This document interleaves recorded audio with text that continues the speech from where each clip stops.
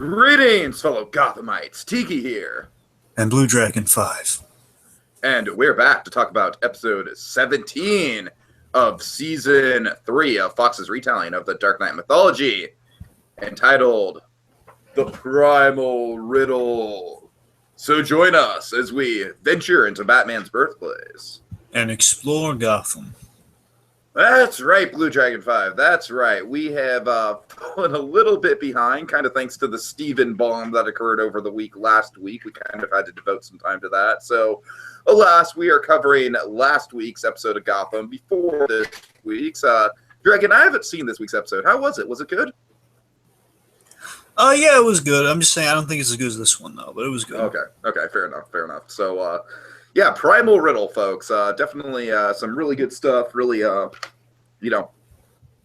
big teases to this. Cool Riddler stuff. Let's jump right into it. So, we start in the Himalayas, Dragon, and I don't know if it's actually the Himalayas. Yeah, to be fair, this one, where Bruce Wayne is, it's like 9% sure that's the Himalayas. This place is just like in the snow I mountains. just love the fake out of that, though.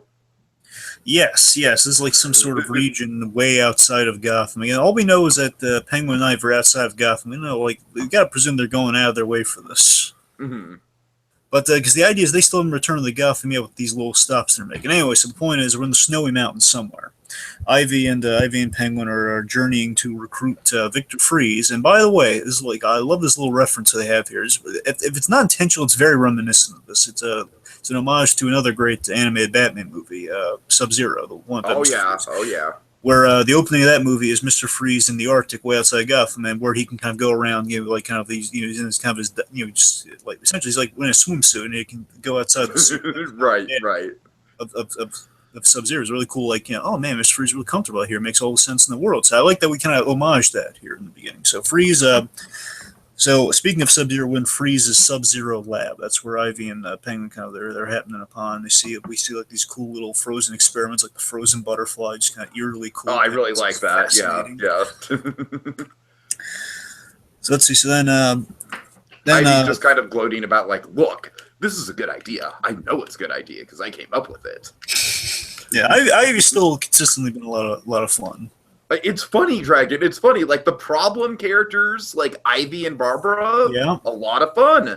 The characters we really liked in season 1, like Lee, we'll get to that. Put a pin in that. Put a pin in that. Yeah. Anyway, but yeah, you're absolutely right. Again, we've it's such a turnaround. What a turnaround.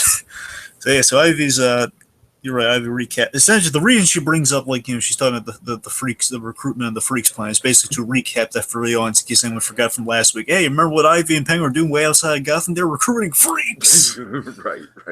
So Victor then surprises them, really cool. And again, I want to just commend. I always love Nathan Darrows. He was on House of Cards, and he had a very small role in Preacher. But Nathan Darrows, if I'm saying that right, he's a really good actor. He's really good on House of Cards, and of course, we had him as he had a really strong introduction in season 2 of Gotham. And then over time, he just kind of became had a little less character depth. Yeah, but I think this episode, in the limited time we see him, I really, really like this intro with him.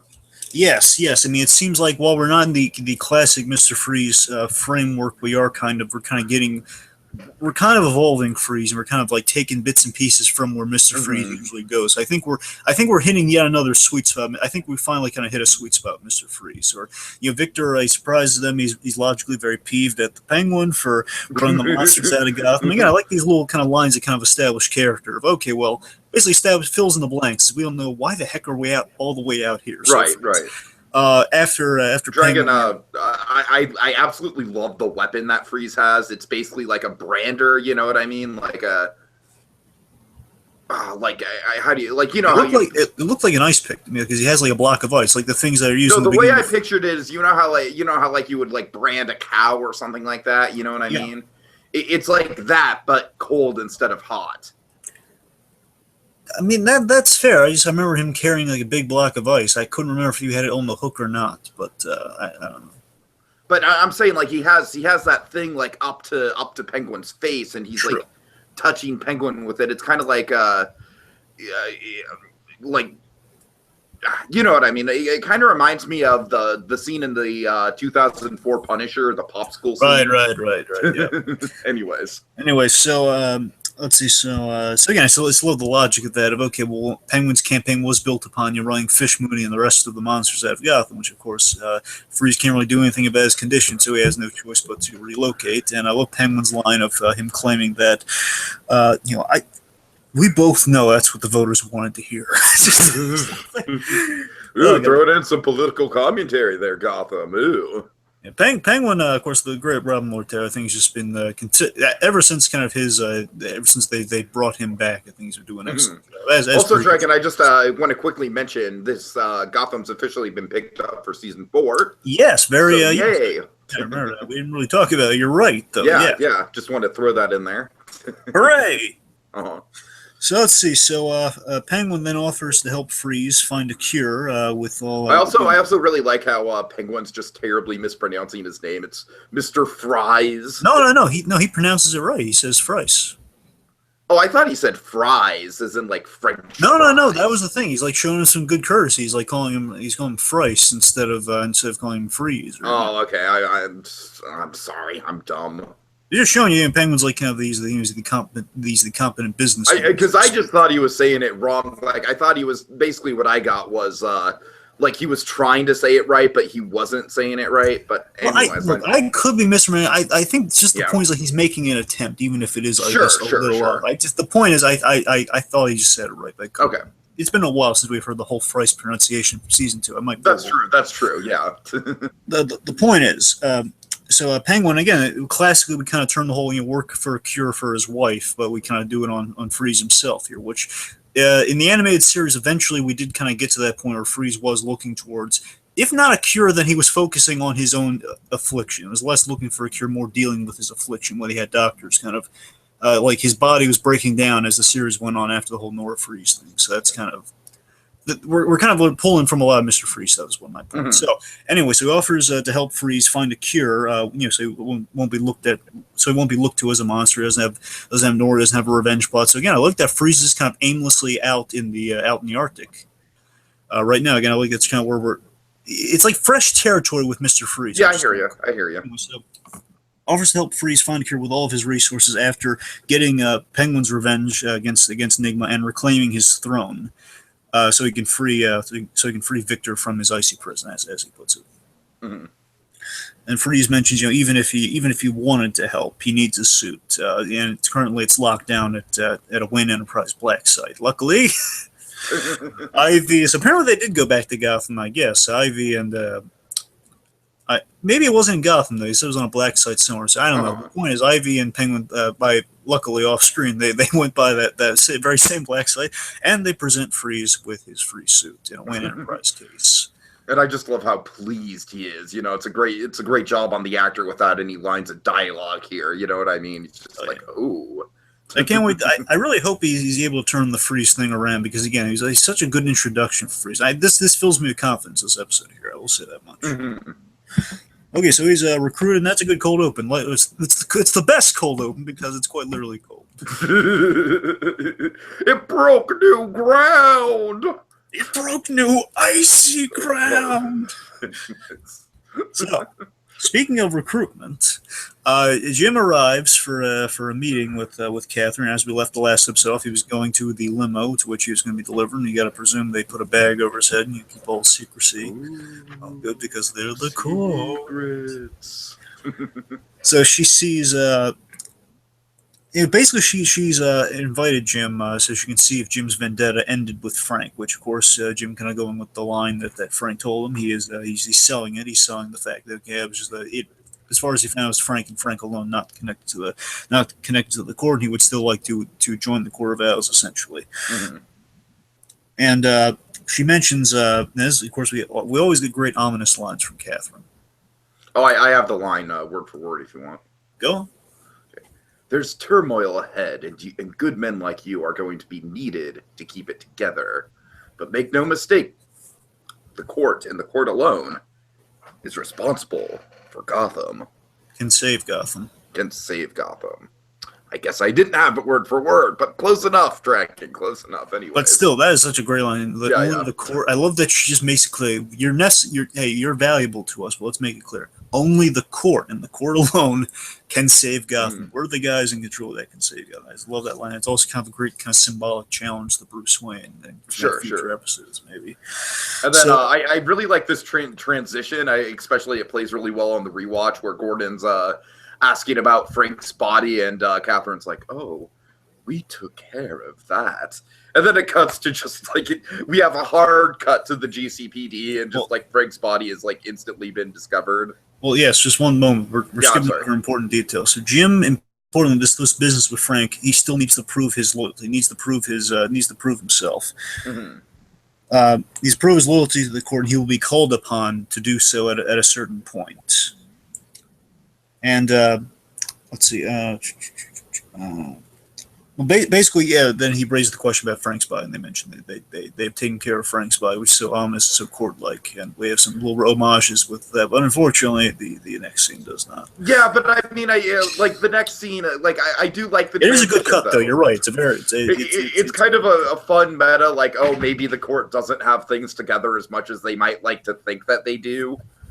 Yeah, but something real quick to mention about it. I just love this idea that this, to me, I covered him in the rewatch, and I was really pleased with this idea that, hey, we've put Jim in the season 1 framework again. We've put him in that great season 1 doc, kind of the Cobblepot scenario where, okay, he's welcomed into kind of the corrupt fellowship of the GCPD because he has killed Cobblepot, and this is kind of he's kind of a proving himself sort of thing he's done with Frank here. Well, he needs to do past Frank, so I like that he's kind of see that, yeah. It's basically Gordon kind of going with a lie until that lie is going to come forward, like it as it did with Penguin, where eventually it's found out, okay, Cobblepot, hello, I'm still alive, until he was found out. So I think we're putting Jim in that same scenario. I'm Oswald Cobblepot, and I'm still alive. Oh, where's Vera from? Like, when you need her. But you said to me, it's kind of neat. We're kind of he's keeping a secret like he did back then. Anyway, so speaking of that, so right, the body transition. So then we have. Oh God. And the funny thing is, this scene isn't even nearly as intolerable as the second Lee scene in the episode, which is just terrible. No, but it's really on the nose. Yeah, yeah. Oh God. I'll say this. Well, then the reason I hesitate just to instantly say the next episode's good is because, well, Lee's still not helping. I'm not surprised. Anyway, so let's see. Marina Baccarat, she was in Deadpool. How is this happening, Dragon? Oh boy, it's such a role reversal. Anyway, so we'll build to more Lee disappointment as we go. Sure. I literally have a frowny face in my notes. So let's see. So Lee, Lee showing Bullock the autopsy photos of Jim's uncle, Frank. Bullock's playing coy, as Jim enters. Jim enters at the worst possible time on this one. So, Jim downplays the reaction, which there's where things. Lee goes off on Jim here, basically as he says, "Oh well," he plays it very, very reserved, very again, he's just taking it. He's not really, he's not needing to sit down or anything. He's just kind of taking. And then Lee basically becomes like the interviewer from Gone Girl, where she's just like, "You're not reacting in the way that I want you to react, which means that you did it, Jim. I know you did it. I know you have something to hide." Essentially, yes. Just the whole. I hate that line. I know you. Just the way she just throws "I know you" in his face, and just she leaves in a suspicious huff, essentially, just to boil it down. Yeah, like Harvey's defending him. It's like, "Oh yeah, just keep covering for him, Harvey. Yeah, you do that. My condolences." Again, my condolences really chaps my fanning. I tell you, it's like, come on, Lee. All right, but like I said, Dragon, that's only the second worst scene of the episode. And I want to make it clear, just in case by some happenstance anyone on the Gotham staff is listening to us. Just again, it pains us to say this stuff. It really does. Again, go back and listen to our season 1 podcast and what we had to say about Barbara. Oh God! Again, we loved Lee as a character. That's why this really hurts, because really do look. Leslie Thomas has always been kind of a fun. It's like we can't have two good female characters who are attached to Jim Gordon in this series, Dragon. We can't have good things. Nope. Nope. Anyway, so Lee leaves in suspicious huff. Jim informs just the Bullock. Then Jim informs Bullock about what's going on. The whole okay, now he's in with the corp, but needs to prove himself. Yada yada yada. Basically, all the stuff we got in the preview. So he keeps Bullock in the loop, which is cool. Which I'm very happy we're doing. As I remember, I was dreading the idea that maybe he'd give Bullock the run around. Thankfully, Bullock, as he should be, he's always in the loop. Yeah, right. So Bullock's not essentially Bullock's not crazy about the whole waiting to. Waiting to act on the Gotham destroying weapon that the court has. Basically, they have to wait and see so they don't tip off the court that they're on to him. So they have to really wait for to get. They don't want to compromise Jim's standing with the court. So they really have to keep it on the down. They got to wait. They got to wait for their move. Which Bullock's not crazy about because again, weapon that could destroy Gotham. But again, Jim he needs to keep up appearances as he's been instructed by the court, which luckily plays into the Riddler strikes. Oh, yeah. The Riddler is striking again. I love just that we have these papers that have very declarative statements on them. Riddler It's very like Fleischer Superman. It is. It's it's a spinning newspaper gag. It's like Right, very direct, very good. And also, I love this. I do love Riddler. I thought was really well done in this episode. So he really is. Yeah. Right off the bat, just in the newspaper, I like that we just we have a really impressive crime list. At least I think it's impressive. Basically robbed 3 banks in one night. Mm-hmm. Presumably, maybe at the same time, the point is he robbed 3 banks in one night. Wasn't caught. This wasn't announced till next day. So I'm saying he got a lot done in one night. It's not a super Riddler movie. We have a lot of those as the episode goes on. So we'll get there. All right. So, we got Barbara again, kind of our topsy turvy. Again, we had one of the Jim Gordon bows not doing so well. Now we have the other former one really living it up. Yeah, I mean, really, man, Barbara's just a lot of fun. She is so fun now. It's crazy. Okay, so Babs is meeting with her old pal Edward Enigma. She's meeting in Riddler's lair, which I just love. It's like I don't know if you caught this, and I caught this especially on the rewatch that it's filled with has like a disco ball, and it's essentially all of his stolen art and puzzle. He has stolen art and puzzles all throughout the place. On the table, like a bunch of like puzzles, like maybe antique puzzles, but he has like stolen art and paintings and stuff all around the place. Just like this Riddler's kind of like his hideaway, just all this stolen crap. It's cool. Let's see. So Babs is there. Riddler's fully immersed in his. He's fully embracing. He's wrapped up in his Riddler persona because he's really loving wearing the hat and everything. All he needs is a cane. If someone gives him a cane, I know, right? I'm waiting for that. Which, by the way, Corey Michael Smith has really been campaigning for the cane. He's dying to get a cane. By the way, seriously, he's been dying for the Riddler cane. That's why we have kind of. Cane is a very useful acting prop. He has a proto cane in this episode. I like that we're like how we have a proto Batmans for Jim Gordon, we have proto canes for the Riddler. Sure. So let's see. Barbara's there. I like that she's somewhat impressed with Enigma, by the way. She is, yeah. And Barbara and Enigma have had like a kind of this fun dynamic with each other since season 2, I believe, right? Yes. Yeah. I'm trying to think. I know it's definitely been season 3. That's when they struck the arrangement. So I think it's more season 3. Yeah. When you said 2, I was just thinking like, wait a minute. No, it's just like we have this weird thing where it's like the seasons are kind of like split in half, so it feels like it was back in season 2. Then we have like kind of that weird kind of sandwich cut of like, okay, so there's so then we have the Jerome stuff, which is kind basically of like making a 3-part TV movie out of the Jerome arc. Essentially, yeah.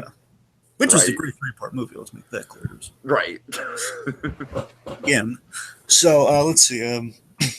So Barbara's somewhat impressed. She asks if she's there to ask if Penguin knew anything about this mysterious group. Basically, she's following up on the doxing, which I kind of called. I called the idea that she's trying to find out about the core vow so she can basically so she can be the top dog in Gotham. She wants to have all the basically if she knows that there's someone above her calling the shots, she wants that position of power. Basically, that's why she was interested in doing Jim Gordon's favor so she can have one up on this mysterious group. Anyway, she's inquiring about the mysterious, as she phrases it, a mysterious group who controls the levels of power in Gotham, in the shadows with total impunity. Really good line. Mm-hmm. Riddler says no, and I love Corey Michael Smith's performance here. He just gives a smile like he's super intrigued as the thing goes on. Yes. There's Barbara makes it clear she wants to be top dog, which means she has to figure out who they are. No one but Jim Gordon knows, and as she mentions that, Enigma's interest is very piqued by his mortal enemy, just like, oh boy, Jim It's Gordon's like Joker and involved. Batman, kind of. In a way, and again, that's him looking for he's looking for his enemy. He's looking Mm. for a Riddler, looking for a Batman. That's a cool idea. And Dragon, just let me just say, with Gordon and Riddler, this episode, we have a callback to season 2 that I was very happy about. Oh, that's my favorite moment of the episode. Yeah, we'll get there. Boy, oh boy. So let's see. So, and just to talk about the take on the Riddler. So now he's finally become the Riddler after the previous episodes, previous 2 episodes, so I read the take on Quartermain Smith's take on the at least early Riddler is that he's like unraveling. He's basically. I love that he gets more and more intrigued as she goes on. He's becoming like he becomes super. He loves unraveling a riddle. He unravels the riddle and everything, which is what we've set up with this character. A mystery is like understanding the person who posed the question. He loves getting into people's minds like that. So just the minute the secret society is brought up, and then Jim Gordon's brought up, and it's like the things are connecting to the point where he realizes, oh man, I know this riddle. So he's intrigued as she goes on. She mentions. Again, the mention of Jim Kirk's piques Enigma's interest big time. The mention of she mentions Indian Hill, the crate from Indian Hill at Dock 9C, which of course reminds Enigma of the task at the end of season 2. This is where the end of season 2 is coming into play. It reminds Enigma of the task Hugo Strange gave to him at the end of season 2 to ask Bruce Wayne and Lucius Fox if they knew anything essentially about the Court of Owls, which they did. But still, Enigma, and I called this too. I mean, I was wondering how they were going to pull this off. But this idea that Enigma would have a fascination with this riddle that he did not get the answer to, and I think they did it wonderfully. I was wondering if he was. This episode speaks really well to Enigma's ego. You know what I mean? Yes. It plays really well into that. Absolutely. So I'm glad that we picked right back up with that, and I like that. It was like natural enough that I was wondering if they were just going to have it kind of come out of nowhere, or if it was going to be he's been obsessed with it since the episode, and as the back of his mind. But no, it's the reminder brings it all back. Yeah, his memory just kind of gets jogged, which is kind of the most realistic way to play it, right? Exactly. So he promises to get Barbara the. He phrases it as the one riddle that got away, and I love that premise for an episode. Riddle's going after the one riddle that got away. He promises to get Babs the answer she seeks, but only in Enigma's own way. His own Riddler way, and then she just kind of point blank. Do you have the line?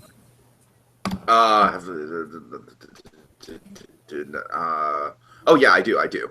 Nothing brings out the bourgeoisie of Gotham quite like opening night at the theater. I was going for the you're gonna make a big production out of this, aren't you? Oh, I'm sorry, but yeah.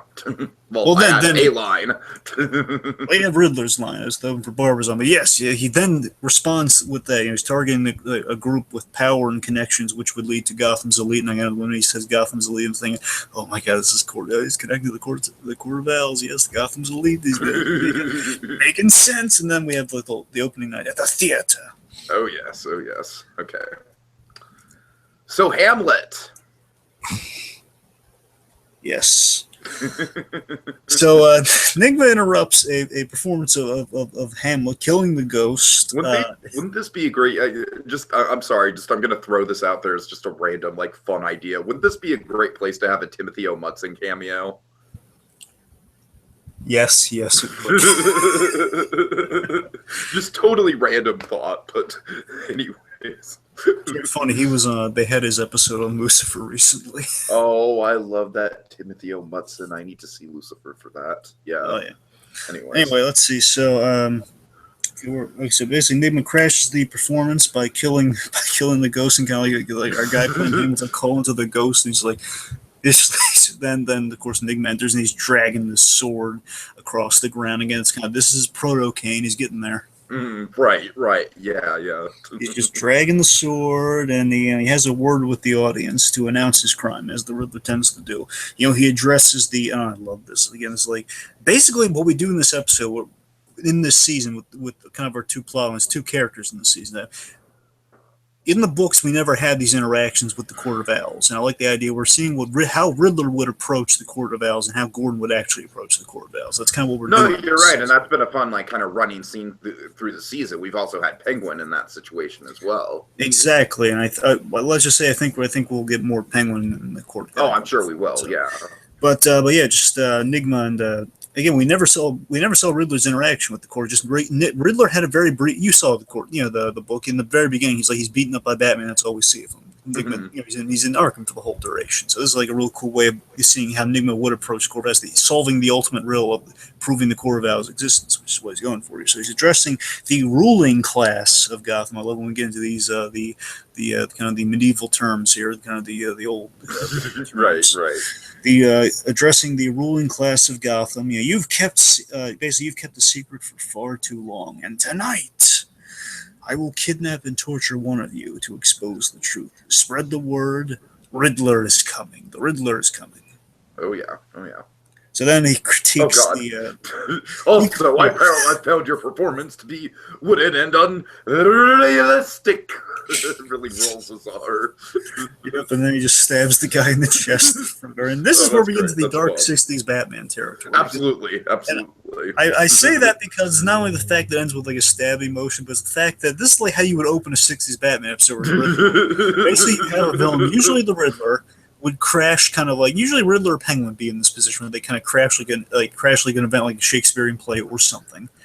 And then they would just kind of like announce, he would announce his crime, then he would like make a dramatic exit. In this case, dramatic exit is dark, gruesome murder. Right. Yeah, and again, just with kind of the phrasing all throughout the episode, just to call it now, just again, this is playing into kind of what Snyder does best. He just adds the sense of history to Gotham. I'm just mentioning the ruling class and everything. It's very reminiscent of what the Court of Owls is all about. Yeah, it's exactly the kind of stuff that we were sort of hoping for with our speculation podcast back before the season started. Yeah. Mm-hmm. Okay, so let's see. So Bruce and Alfred are having a game of chess, and this is kind of the stuff I was hoping for with this sort of interaction. I wish we had more of it in the episode, to tell you the truth. But I just love how Alfred's just like instantly just like, you let me win, didn't you, Master Bruce? And Bruce is just like, no way. And when I say Bruce, I mean Doppel Bruce, of course. DB. Yeah. No way. It's just, I don't know. It's just like I'm amused at like David Mizzou playing Bruce Wayne, playing Doppel Bruce, playing Bruce Wayne. It's fun. Anyways. But then here's what we're kind of doing. It's really interesting here, and we'll see what the payoff is. But I think in this scene, in the beginning, I think it was playing more to what I was hoping, where Alfred's raising these. Basically, they kind of did go the exact same way they did with Clay Gordon from the end of. Right. Like, it seems like Alfred's on to him, but it's like kind of too late by the time. Again, initially, like Alfred's raising these really kind of cryptic things that suggest that Alfred knows, because again, it seemed like the pie gave him away last time. But here it's like, that's rather unlike you, Master Bruce. Mm-hmm. Again, that's the ominous phrase, like, oh boy, is Alfred figuring it out? And then Doppel Bruce reveals that, again, he gives him little tidbits. He reveals that things didn't go well with Selina, and Alfred, I think Alfred's sold on it, so I don't think Alfred's suspecting him anymore. But it's a little ominous. You don't know. He thanks Bruce for being so candid with him, and thank you for letting me in. He give Miss Kyle time, and she'll probably come around. And then there's a really nice moment. This is such a nice moment. I went, oh, why can't we have this in the regular Bruce? There's a really nice moment where Doppel Bruce thanks Alfred. You're what does he say? You're a good friend. He says, thank you, Alfred, you're a good friend. It's really nice. It is. And Alfred leaves, and you're not sure if Alfred suspects. I don't think he suspects him anymore personally. But then we have this really cool bit that I love the payoff on this. So then, as Alfred leaves the room, Doppel Bruce gets a nosebleed, and it's very ominous. It's like, uh-oh, and he calls the court, and this when he calls the court, is like, oh boy, might be going somewhere with this. Goes to the court, and he says, it's happening again. Which, oh boy. We go fun places with that one. Meanwhile, Hamlet crime scene. Dead guy. Okay. Yeah. I love Harvey's joke. Well, it looks like Hamlet wasn't meant to be. It's realistic, like cops cracking jokes in the face of trauma just to kind of get them through it. Oh yeah. Anyways, At the very least, Bullock absolutely would make a joke like sure, that. So, sure. uh, So they I love open this Riddler's- exaggerated, the exaggerated like green question mark Christmas present. Riddler likes to wrap his work. He really does. Of course, So of course. they basically the bomb squad cleared. It's okay. You can open the box. They open Riddler's gift box, and there's a riddle scroll in it in iambic pentameter, as Gordon reads it, and then it goes a little something like, I am a man who holds a high position, who shows two faces to all those who rule, who I rule, to all those who he rules. A fraud, criminal, and sometimes politician. Gotham, my constituency of fools. Constituency. God, that's a tough word. Well, that didn't come out quite right, but yeah, that's the line. Anyways. So folks know it's not Harvey Dent. I know, I was going to bring that up. We get like two-faced politician like 3 times, and Harvey's nowhere to be found. Like seriously, this must be a Montoya Christmas Allen situation. Like they must just not be trying with Harvey anymore, right? See, we have the spinoff for. See, here's the spinoff. See, and there's like these two booths in like kind of a Seinfeld cafe. All right, there's two booths. In the one booth, you have, of course, our guys here where it's Montoya, it's Christmas Allen, and it's Harvey Dent. Harvey Dent's kind of like he thinks he gets a page. He's like, oh yeah, I can go, and then by the time he gets to the door, it's like, oh, he gets another page saying, oh wait, the episode's over. I can't. Oh well, he just goes back to order some more pie, and as the pie is getting ordered, you see the other table where it's Harry Osborn saying, "Which pie did you try?" He says, "The apple." "Oh, the apple's good today. Good choice. And then Hamlet's just saying, more tea, please." And then, of course, Nick Ford's just reading the paper, just giving the nod, just randomly. Put the paper up. Anyway, we've gone way off topic. Might I just say, I really love how you've embraced the Harry's pie of it all. Anyway, so just tangent aside, folks. Sorry about that. The point is, and by the way, just to make the pie a little bit more relevant, just the fact that there's going to be a lot of eating of foods in the next scene. So the oncoming scenes, I might as well kind of mention eating pastries and desserts. Fair enough. So, importantly, though, so basically, what the reveal from the two-faced politician is, as Jim and Bullock put it together. Obviously, it's not Penguin; it's the bizarrely reelected mayor, Aubrey James, which means he's the Riddler's next target. So, evil Bing Bong. Yes, well, more corrupt Bing Bong.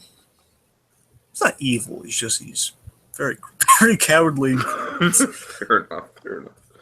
Okay, so we're back with Babs and Tabs. There's some trouble in paradise with those two. So I love how Nigma is basically explaining the plan to kidnap the mayor, and Barbara is just like super annoyed at how simple that plan is and how she could have gotten it done already. Oh yeah, but by the way, just to make a quick mention of it, just to reaffirm it, because this is going to be an important plot point. Yeah, is that Tabitha? She's a little. She makes it clear to Barbara that she wants Nigma dead. Of course, the little hand fiasco. She wants Nigma dead and to stop working with him, because again, we already got what we needed. Why we're still working with him? And she points out, he's, basically Barbara being the smart kind of. Being kind of the smart kind of queen of Gotham right now, she's using Nigma's obsession. Nigma's obsession plays into their interest, so of course we're going to use Nigma. Then we'll kill him afterwards. Mm-hmm. Sure. At least she promises that to Tab. Whether she means that or not, we'll see. Then Nigma appears. Nigma appears as the questions raised. Has the theater help us get any closer? Nigma makes it clear, the plan is to kidnap Mayor James. He's been in Gotham. I love the logic of this. That he's been mayor of Gotham for 10 years. Well, at least he's been in Gotham for 10 years, so he's got to know something. They figure, and again, that's a good logic to it. Like, why Mayor James might at least have some knowledge of the court they can use. So then you're right. Then Babs points out, well, yeah, we could have just had him here tortured by now. Why did you say that? Enigma points out that he wants to the reason why is because he wants to embarrass the GCPD publicly. Which I love this because it feeds so much into its classic Riddler, right? And it's just like the ego of it all. And I really do like that the ego. Sorry, I like how the reason Riddler targets the GCPD is because of his tie with Jim Gordon. That's a great story. That's a great story point. That's a great sure, yeah, definitely. It's like filling in point A to point B. It's like the Rogue One thing. In a way, yes. It explained a plot hole. Yes, okay. No bigger than a womp rat. So let's see. So Enigma makes a point of my crimes must live up. My crimes must live up to my name.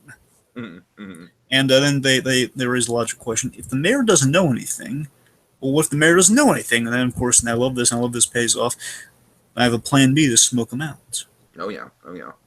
But first, Tabitha needs to detonate a bomb at a biker bar. I saw it on Netflix once. It'll be really cool. I like how that pans. I mean, right? Am I wrong? Is it not the exact? I was thinking of it. Yes, I was. I don't know if everyone was thinking of it, but I definitely got that reference. So Tabitha is very skeptical. She asks how Enigma's going to get to Aubrey James now that the GCPD is on lockdown. Has him under lockdown, and then again, this is a great kind of like ominous Enigma line. Says they're going to bring him to me, just like saying, "Hey, how am I going to get to the GCPD?" Oh no, they're going to bring him to me. Okay, and again, the transitions in this episode really good. So we cut to James. Just oh my god, he is just in love with these pastries. Danishes. Oh my God. One of Bullock's favorites. This is so delightful. It's like I love how like Bullock and Gordon are like trying to explain this life-threatening situation to Aubrey James, and he's just like, oh, these Danishes are they're so good. Oh, they're better than Harry's pie. He's having a love it, and then Harry's like looking all offended. So he really does. Like Harry Osmond looks over. James Franco just looks over his shoulder. Like a single tear kind of drops. And then here's what he does. You ready for it? Then he then kind of huddles protectively over the pie and looks really peeved, like he's like defending the lion cub or something. He's like he's getting really defensive, with like really protective. Like he made fun of he discounted my pie. No one else will. Oh Jesus Christ! This pie gag. Wow. Okay. Anyways, the sad fact is we've only used up half of the pie jokes. I just realized right now, Spider-Man 3, it's been 10 years since Spider-Man 3. You're now realizing this? I'm now realizing, yeah, it's the 10-year anniversary of Spider-Man 3. Is it today? I mean, not on the day, but I mean Spider-Man 3 came out the first week of May, 2007. So yeah. Anyways, I'm sorry. Random observation. Anyway, literally that pie scene from Spider-Man 3 is the fondest memory I have of it. Anyways. Okay, anyway, back on topic. Aside from pie, we have Danish, just not pie. Darn it! You're the one that went into the pie rant. Anyways. Who came up with the pie? Who came up with the stupid pie thing in the first place? Me back 10 years ago. Yes. Okay. Remember, anytime we make the pie reference, that's on you. All right. Anyway, so the mayor is really getting into him love affair with Danishes, and like an idiot, he's in denial and denying protection. Mm-hmm. Of course, I think the question that can be raised here if James is throwing off suspicion here by hey, I don't need protection because I have nothing to hide. He said my life's an open book, which suggests that maybe it's just he's trying to avoid getting anything he knows about the court out to anyone. I can see that. Yeah. So he could just be playing incompetent. Mm-hmm. But again, he's done too good of a job doing that. It's kind of hard to tell. Anyway, so then he begins to take ills. Bullock notes with his blood. He claims it's his blood sugar reacting to the Danishes, too many Danishes, because he's been eating those things like they're going out of style. He goes for his pill, and he goes for his latest thing of pills. Jim, and I love this. We have a Dark Knight homage with this scene. His homage is a great scene from the Dark Knight where Gordon's warning Commissioner Loeb that the Joker's made a threat on his life, and he shouldn't go out. And then, of course, the bottle of scotch is turned to acid. Right, yeah. Kind of homage in that scene, all right, and it's a Jim Gordon scene, even better. So Jim asked in the moment, very similar to that scene. He asked, "Wait, where did you get those Danishes?" Now, appreciative citizen. Of course, we know that's not likely. But then we get a great kind of visual calling card, it's like kind of Riddler's ploy to make sure they know, okay, something's up, even if the Danish thing didn't kick in. We have the Riddler pill reveal, like the pills. I just want to know what Nigma did to get this. You know what I mean? Like what lengths he had to go to. It could be one of two things, Tiki. It's either the simple way is that basically he just gave him too many Danishes and just he kind of marked the pills. So like I don't think the pills are actually poisoning him. I'm not sure if they're actually poisoning. No. I'm just saying like the intricacy of actually like drawing the question marks. Oh right. Well, no. It's like what drug dealers do is they have like a little stamp and they stamp the things. Oh, you're educating me about drugs, Dragon. Wow, this is a role reversal. Anyways, illegal drugs, Tiki. Illegal drugs. They stamp the pills as like a signature. It's a crime thing. No, I hear you. Anyway, so let's see. Right. So after the pill reveal, like, oh boy, Mayor James is in trouble. We gotta get him to a hospital. Meanwhile, what's going on? Okay. Meanwhile, in a depressing coal mill. Are you sure? I thought it was like a steel mill. Oh, I don't know. Coal, steel, tomato. I understand we have molten metal. It's probably steel. Fair enough. So yeah, we have the return of Firefly, aka Bridget. Let's see. So she's claiming like, yeah, this is a terrible place, but hey, Gotham is worse after Penguin's smear campaign and whatnot. You gotta remember, we're still in the outskirts of Gotham right now. Mm-hmm. And then this boss, he's just like, oh, get back to work, freak. You're on company time. Yeah. And that sets everything kind of in motion, kind of gets her on her side a little bit. I like that we do address that she no longer thinks she's a fire goddess. Basically the idea that our guys can reprogram themselves after the initial Hugo Strange backstory, brainwashing. Mm-hmm.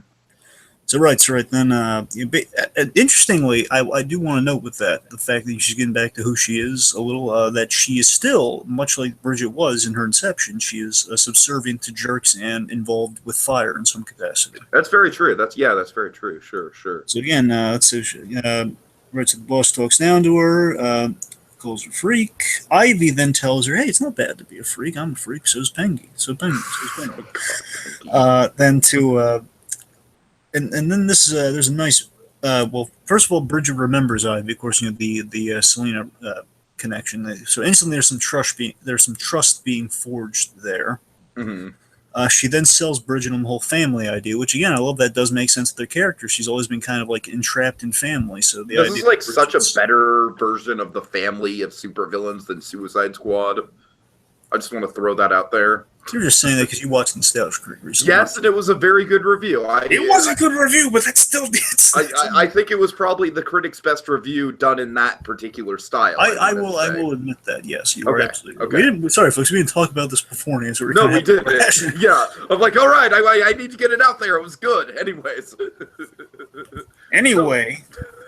Seriously. So suicide. And then I love the pleasantries on Cobblepot's part. He's just like, I could kill your boss just to sweeten the deal. I love that. And Taylor's just having such a good time ever since he's come back from the dead. Yeah, it's like I said, man. It's like, I kind of wanted him to stay dead for plot purposes, but just seeing his performance, like, God, I gotta give it a free pass. I still can't believe you actually want him to be dead. Just for plot purposes, because I was like, that'd be a really cool way to kill him off in a shocking way. But anyways. So then it's basically Bridget's been sold on the idea of being recruited, and then she says, "No, I'll take care of it myself." And she grabs like a thing of molten. Bear in mind, she's still basically pulls a Rorschach. In a way, yeah, she's still wearing the flame-proof suit. So and also she's covered in burn tissue, so she ain't sad. Third-degree burn, second and third-degree burn. So the point is, she reaches in there like with her hand, and she has like molten metal on her hand. And she says, "Hey, I quit" to her boss, and as she quits, she throws it in his face, most likely killing him. Oh yeah. So violence aside, then we have oh boy, I love this scene. We have Doppelbruce being checked by a court doctor with Catherine in the room. Catherine's telling him that he did the right thing by coming in. He says, thanks for letting me come in. Says, oh, you did the right thing. What did you tell Alfred? He told Alfred that he was tired, which then he snuck out all discreetly. Mm-hmm. Doppelbruce is asking directly. Oh my God, this scene I think is so. David Mizzou did an excellent job in this scene here. This scene to me, this is my second favorite scene in the episode. So this scene to me, again, while we're not directly doing all the Corval stuff with Doppelbruce, we are cementing a great relationship with the court, and this scene really hits upon some great development with him, because all we knew about Doppelbruce is, okay, he was mysteriously taken in by the Corvals, and they're using him to kind of take Bruce's place, which again we assume is going to have a payoff, and I think this is getting us to that payoff in the grand scheme. It's just a really great scene, just showing that the court does have a soft side. We do see the court does have a heart, and they do see a grand picture, and there's like that great camaraderie. So we just see kind of a light side to the Corval, a side that does kind of want to help, and like Doppelbruce is asking directly, "I'm dying, aren't I?" Mm-hmm. Right. He confirms it because the doctor kind of gave like "Oh boy, this kid's he's done for," kind of nod behind his back, and Catherine confirms this, and she apologizes. We're sorry. She explains the flawed process that brought Doppelbruce into the world, and again the whole the strange process. It was flawed in like the cloning process. Mm-hmm. So he questions if he's going to die before Bruce Wayne returns, and she says, and Catherine says, "No, Bruce will return before then, before you die." Then we have again this is the main favorite part I got here. So I'm saying this all builds to this scene right here. This bit where she says, I know we've asked a lot of you." Basically, she's trying to give some comforting words to Doppelbruce, saying, "I know we've asked a lot of you," and then Doppelbruce has this excellent line here where he says, "After Indian Hill, I didn't know what to do or where to go. You gave me a purpose." That's more than most people can say. Right. I just think that's a fascinating way to go with Doppelbruce. That we're paralleling the actual Bruce Wayne with Doppelbruce. I know it seems kind of cliche, reflection and so forth, but just given the way it goes in the book, the reflection is a key thing between Doppelbruce and Bruce, if they are going something close to what they had in the book there. The point is, we have a parallel developing between the two Bruces here, and I figure I would predict that the court and the big boss of the court on the Bruce Wayne side of things right now, those two, they're giving a Bruce Wayne each purpose that in turn is creating a Batman for both of them in a way. Mm-hmm. Sure. So again, like Doppelbruce is kind of the court's Batman, and the other one is kind of formulating the actual Batman. Right. Yeah. I'm sorry. I don't have much to add. I'm sorry. You're I'm just saying. Can I get a yay or a nay? Is it cool? Yeah, it's cool. It's just that you're thinking into it a little bit deeper than I am, though. But I'm sorry. I hate when this happens, man. I hate when this happens when you clearly have like a really well thought out thing, and I'm just like, yeah, I never even considered that before. But yeah, okay. Anyway. All right, let me see if I can just round this out. Makes me look incompetent as a podcaster, man. You're making me look bad. Anyways, let's see. So after the whole that you gave me purpose, and Bruce just saying you gave me purpose, where we know Bruce Wayne's actually looking for purpose. That's just really hitting the sweet spot for me. Okay, that's what this show's about. We're again hitting that sweet spot. This is what the stuff the show should be about. So Catherine, let's see. So Doppelbruce is asking about the court's plan if people are going to die, if a lot of people are going to die, and Catherine's asking if Doppelbruce has become attached to the people like Alfred or anyone, and Doppelbruce denies it. We know he's lying about that. We know he actually is kind of becoming close to people like Alfred and Selina. Sure. So Doppelbruce, he denies he just wants to know, and again, the idea that Bruce Wayne intrinsically on some level I'm reading into this briefly. I'm going to spend too much time on this, but briefly, it's just this idea that intrinsically in Bruce Wayne's DNA, there's always a part of him that just doesn't want to kill people, that wants to preserve and help people. So there's just that instinct inside of him that even if it's a clone, it's still going to be. That's a really neat idea to me. No, I hear you. It's just it's funny because that's like way deeper than I could have imagined the Doppelbruce thing playing out when we got that cliffhanger at the end of season 2, and I thought it was like super silly. Yeah, it's kind of like a surprisingly heartfelt moment with Doppelbruce that we just keep building and building. And we actually are hitting upon some of the cool ideas from the book with who Doppelbruce kind of was in the book. Mm-hmm. So let's see. So then we have a great line from Catherine. The number is immaterial. Gotham must fall, and because of your sacrifice, it will. We can count on you, right? And of course, he says yes. Of course, he's not wavering or anything because he doesn't want to suggest weakness or suggest he's trying to back out a plan which would lead to instant death. But at the same time, it's a really kind of cool line that definitely sounds in tune with who the court might link up with. By the way, Sure. let's see. So I guess overall, it's great development of the Doppelbruce character, serving Bruce's role in the court's plan and the court's plans, and developing Bruce's morality slowly, and just the loyalty to the court. I'm sorry. I like that. No, I'm sorry. It's just like you're getting like way more out of this scene than I did, man. Well, the last point I want to make, just kind of tying into the city thing as always, is that the idea that Gotham is breaking Doppelbruce out of his purpose. It's breaking him out of the court's purpose for him. It's making him into an actual Bruce Wayne. Just the idea that living in Gotham, getting to know people like Alfred and Selina is making him more in line with the morality of the actual Bruce Wayne. It's kind of a cool conflicting thing. It's kind of between loyalty to the court and loyalty to kind of Gotham itself. It's a cool idea. So, anyway, I feel bad that I don't have anything to contribute to this. Well, start us off in the next scene. I mean, you're right. It's a cool idea. It's just like I said. It's just like I literally didn't think about anything that you were bringing up. I did just anyways. So so we're going through the hospital where they're bringing Mayor James in, and then of course Riddler's coming over the PA, asking about calling for Jim, and Admiral Akbar's in the corner. It's a trap. It's funny. Again, I'm not trying to toot my own horn here. This is something from my Batman pitch. Oh God! Remember, I had Batman going in the burning hospital while Joker was on the intercom making fun of him. I'm just saying, again, obviously it's kind of like a fun little coincidence. Like, yeah, we kind of talked about something like this. Anyway, so Jim's is like looking for what they're missing, and then by happenstance, Enigma's paging Gordon. And so he's rushing to the I believe the second floor, whatever the communications room. Yes, and we get some great hallway shots by just him running to the communication room. This is exactly like how you stage that sort of thing. It's really cool. And turns out it's a recording. It was a trap, but it wasn't a trap in the typical sense. It was a trap to get Gordon away. Yep, and of course it poses the question: who runs Gotham? And with that, Gordon is kind of filling in the blanks on the way down. This kind of tips him off to what Enigma's after. So the mayor tries to leave because again he knows someone's after the court information, so he's trying to get out of there. Jim is calling Bullock on his way back, telling him the answer Riddler's looking for is the court. He's looking for answers to the court. Then the biker bomb victims enter. Low rent Daredevil. Just saying. Okay, fine.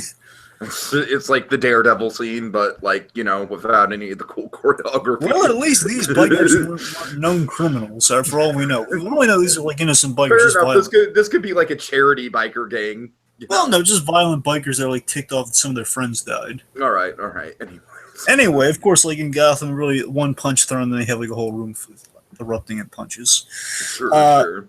So then, Gordon tells Bullock to stay close to the mayor's side, which unfortunately Bullock does not do. And it's like, Bullock just goes straight for the punching, man. He sees his guys are in trouble, so he's helping out. So I mean, he closed the curtain. He really just should have stuck next to the mayor. I mean, look, I don't split hairs over this. We have worse things in the episode. Oh God, yes, we do. That's what I'm saying. I'll let Bullock. I mean, Bullock's helping other cops. I mean, I can't really fault him for that. So I'm gonna let that slide. The point is, Enigma does kind of snatch James in a very sort of creepy way. Very kind of Heath Ledger Joker-esque. Oh yeah. Well, actually, also Jerome-esque, because we saw Jerome kind of pull the same classic Joker thing. He's dressed like a cop. Mm-hmm. You're right. So yeah, Riddler dressed as a cop. He just kind of enters and this says, "Hello, Aubrey." Jim arrives, 2 dead or unconscious cops, and then the missing mayor. Bum bum bum. Okay, so we get the return of Butch. Butch hasn't been around in a while. Yeah. And I love how just right off the bat he's just really amused at how serious Enigma's taking the Riddle thing.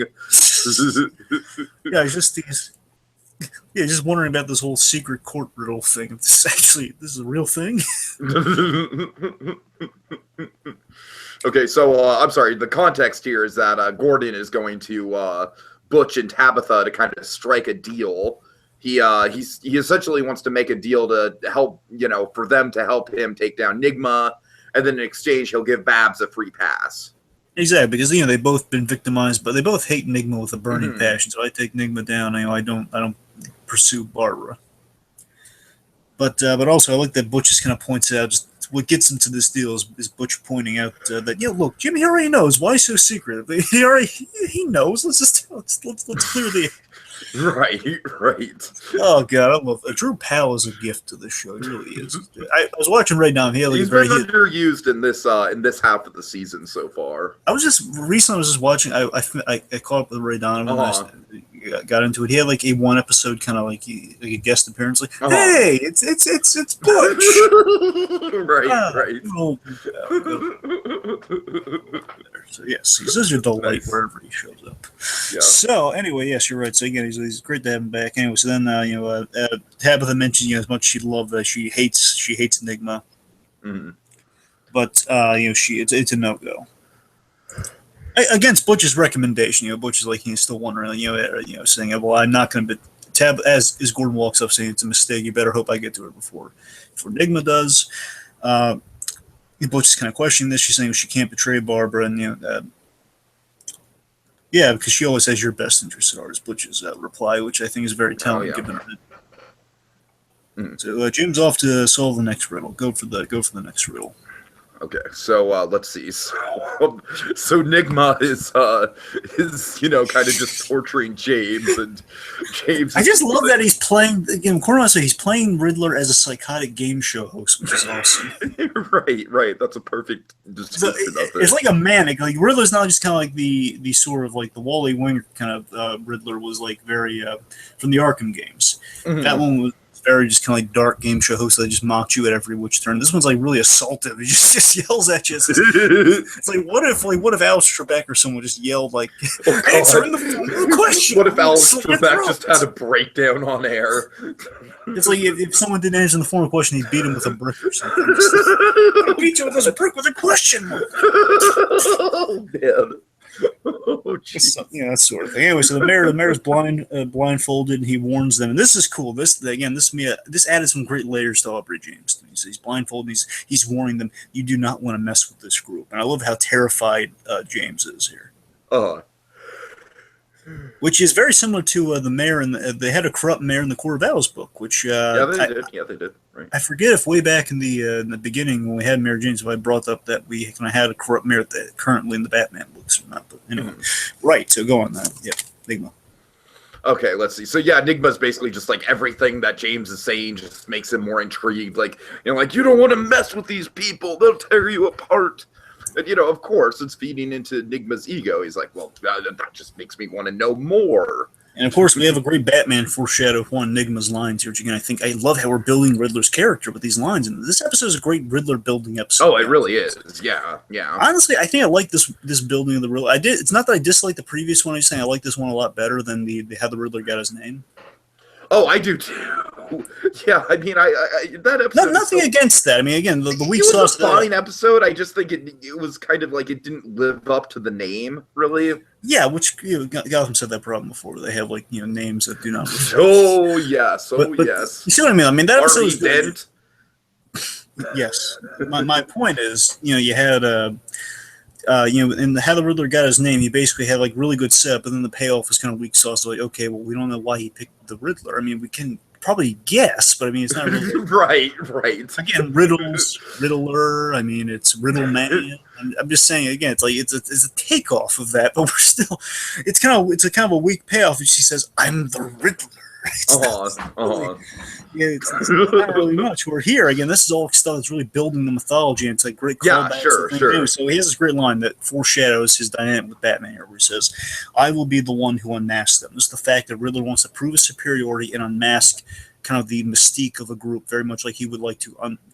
Like one of the famous riddles, of course, like we've seen in Batman Forever, but also in other places, the whole Riddler at some point trying to basically trying to out-riddle Batman, find out his identity, which is something Riddler has tried to do. So we're kind of like hinting at something a little bit like that with the unmasking phrasing. Right. Then we have a fun bit with Babs. Yes, and this is a fun callback. And we have some great callbacks in this episode. We do, yes. You remember my voice? I know that voice. Oh God, anything but the box. Anything but the box. Instead of Gwyneth Paltrow's head, you got Richard Kine's head in the box. Okay, you said it, not me. I didn't bring it up, Dragon. I just want to say. I know. Okay. Let's see if you can restrain yourself after I made that reference. I'm restraining myself. Good. Actually, I was just going for my phone to see if I could, type up, like what's in the box. That's what I'm saying. I knew you were trying to beat you to the punch on that. Don't do it. Anyway, so Babs is reminding the Mayor of the Box torture from season 2. So reluctantly, Mayor James reveals that it's the court. Basically, 3 details about the court. It's the court. They're called the court. He's never met them. He just does as he's told, essentially implying that he has like a Falcone-like arrangement. Only, I get a sense Falcone's higher on the totem pole because they were actually. Oh God, yeah, most definitely. There's probably more respect for Falcone because Falcone has a respect for order and what the court's doing. He just won't go in for the full membership. Or Mayor James, like he's just being bullied. Like, okay, I'm in a position of power. Whatever the court says. Whatever the court says. Right. So then, this is great. Just after like the panicked mayor as he's kind of spilled the beans, then Nick just assaultively, "Thank you, Mr. Mayor." Just shouts at him, "Thank you." Perfect answer to the victor's ass, "Please," and then Nick was saying, "Thanks." You're right. It is. That is a perfect. Then on the side, we have from Bates Motel, of course, we have this other character like shouting pleasant questions at each other. "I'm writing a book." About what? Thank you. Anyway, so Barbara's questioning, how does this help us? How does this help us? The Enigma again. I love how this plays into his plan here, which is now they won't know I'm bluffing. Mm-hmm. Again, brilliant plan. He has just enough information to use against the court, basically saying, "Hey, there's an organization they're called the Court." Sure. So let's see. So then, well, basically, he has information, so the court won't know that he's bluffing when he forces the court to expose themselves. What is? Oh yeah, he's through. But oh yeah, sure. Okay, let me see. Sorry, let me find it. Wait, Riddle. What is the one thing every secret organization is afraid of?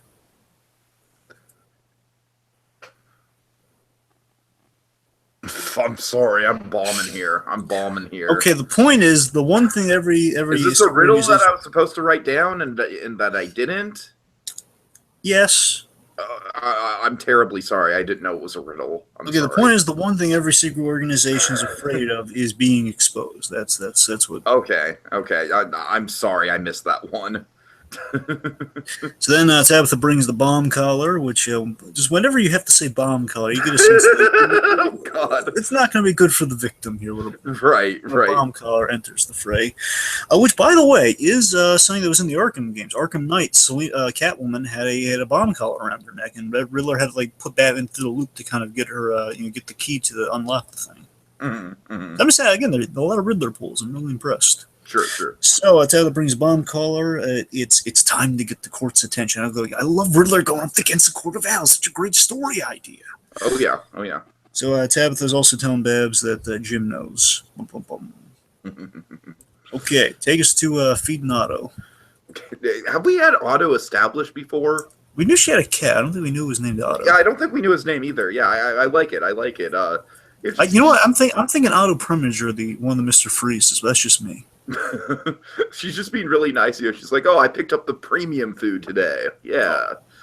And but then of course Doppel Bruce is there, and she's instantly kind of like, "What are you doing here? I don't want to see you." And Doppel Bruce is just he's trying to talk to her. He's trying to essentially kind of just have a conversation, and then he after reveals. After a bit of hesitation, he reveals that he is in fact not Bruce Wayne. Boom, Boom, boom. boom, boom. Okay. Then we. Yep. Oh, Can boy. we just skip the scene? Can we just go to the next one? No. Darn No. it. Go, No. You take us through it. Okay. Oh, God. So, Lee. Stupid Lee. It's Marina Baccarat. I feel I'm gonna throw out a this. fan theory. I'm gonna throw out a fan theory that we have we have a doppel-Lee. Oh, God. It's Has to be Clayface. doppel-Lee. It's just totally Clayface. Yes. It's Clay Tompkins. I mean, seriously, No, this it's is not. just It's- okay. Okay, so basically, she's saying she's confronting Jim right off the bat, saying In like, public again, in Yep. front of everyone. The GC again. It's like I'm fascinated. I want to see a short film about this. Just all the cops of the GCP on the side of the water cooler. Like, oh, did you hear what Gordon had going on this week? Oh yeah, just Lee was yelling at him again. Can you believe? Aren't those two dating? Weren't they having a baby together? Or something? Oh, don't get me started. Oh, Just the jeez. fact, Oh, like, jeez. he was the most interesting cop of the GCP. They would all have these water cooler stories about him. And when he became commissioner, they'd keep going on about these stories. Remember the crazy detective days of Jim Gordon? You remember those? right. I'd love to see that show. Just like Gordon has. What did you do, Bill? Nothing compared to what Jim Gordon had going on during the weekend. Always getting into something. I mean, people try to kill him and everything. Anyway, go on. All right, so yeah, so basically, there were microscopic tears in. Okay, I gotta mention this kind of very core values list from the book. I really do love this bit here. So, I'm sorry, I didn't mean to take the energy out of you. No, go ahead. Go ahead. Basically, she confronts Jim very stupidly and publicly about the autopsy. Basically, there were post-mortem tears that removed the bullet and replaced it with another one, which sounds very much like the thing we got in the previous episode with the whole, how Gordon's father was killed. Very much in the court style where, they would... It's like the bit from the book where Alan Wayne, he fell down a well, but he was actually stabbed had like micro stab wounds that killed him. Uh-huh. And it's like how the court will have a bunch of invisible stabs that would kill. So basically, invisible ways to kill someone. That makes sense. Yeah. And I love that this is saying. consistent with their modus operandi of like having these secret measures that kind of obscure something that would be overlooked on a first pass. So I love that idea, but unfortunately, it's not. It's in a really crappy scene. Yep. So basically, she points out that she Okay. points out it's an old mob trick, which again, sense the history of Gotham with these like old mob tricks, really cool little stuff. Yeah, and that's the last positive thing we can say about the scene. So Jim pleads for her to drop it. God. She's asking what's up. He's pleading for for your own so safety. she's basically saying that she would rather die than let Gordon just continue doing what he's doing, which is essentially existing. Yep. Oh, I don't care about myself. I'm just sick of watching you destroy people's lives and getting away with it. When I find out what you did, I'm going to make you pay for it, and I'm going to enjoy it. Come on! So, you know what I wrote in my notes next? I wrote, next to a little frowny face, I wrote poor background. Okay, look, Better Call Saul, Chuck and Rebecca, right? That is a model for exes communicating with each other and getting along with each other. Essentially what we saw in the flashback before everything went wrong. Yes. This is the exact opposite. It's this is how you do not treat your ex. This is just... Oh, God, it is just so vindictive for the sake of being vindictive. I will give you this, though. I'll give you a little tantalizing bit from the next episode. Okay. Jim does let her have it a little bit. Oh, okay. I like that. I like that. All right. A little bit back at her. Okay. Anyway, so let's see. So regardless, in this scene, you're right. The bit where she says she's going to enjoy that. It's come on. Remember, we hit it good for a moment back 2 episodes ago. The whole graveyard scene where she poses again out of context what was a good question of how can you live with you, how can you just keep moving on? That's again that alone without all those other crap, not bad. Right. I mean, okay, that's an honest character question for Jim Gordon, but then the rest of this stuff is after, and it's she's harping on it. He directly warned her, "Listen, Lee, for your own protection, don't look into this, please." And then she does not. She's threatening to find out and just make sure Jim pays for his deceit. She's just treating him like the bad guy when he's clearly not in this situation. I get it, Lee. You don't like being out of the loop, and she gets really bad next episode. Oh God. I'm saying worse than this. Okay, this is pretty bad. I mean, honestly, I don't know. It might be possibly the worst. I don't know. Maybe I don't want to Is say it the worst thing we've ever seen in Gotham? Well, I'm just saying worst thing with Lee's direction. This Okay, season. okay. We've had some bad Barbara stuff. That monster Victor Zsasz. That monster Zaz. Anyway, so Riddler. So basically, we had a Riddle. We had a Riddle that leads. And I actually do have this one, Dragon. Okay, yeah. So All I right. wrote that down, hoping Tiki would have the Riddle, and he does. Go on. All right. You can see me, but you cannot touch me. I'm the flick of a switch when I light up your home, but I leave. But another. Wait. The flick of the switch. With the flick of the switch, I light up your home. With another, I leave you alone. I hope that's right. I hope so too, because I don't have it. I can't judge. I can't. Okay. I can't wait. Okay. And then Harvey's just like, it sounds like he wants to go on the how does Harvey get the conclusion again? Essentially, sounds like he wants to go on the 6 o'clock news, which then gives you and I. Well, look, you're a genius. What else? Yeah, I know. Tell me something I don't know. And then he flips on the news channel and 6 o'clock news, which gives Riddler's broadcast. So, which I just love the set with the giant portrait question mark. Yes. And it's the idea that Enigma. Bear in mind, this is what his crime sprees have been. He's been stealing fine art. And he's been defacing it with question marks. It's very Nicholson Joker in a way. It is. You're right. Oh my God. Yes, it is. Yeah, but except Bacon does not want to deface Bacon. No, not at all. I still don't get why. Anyways.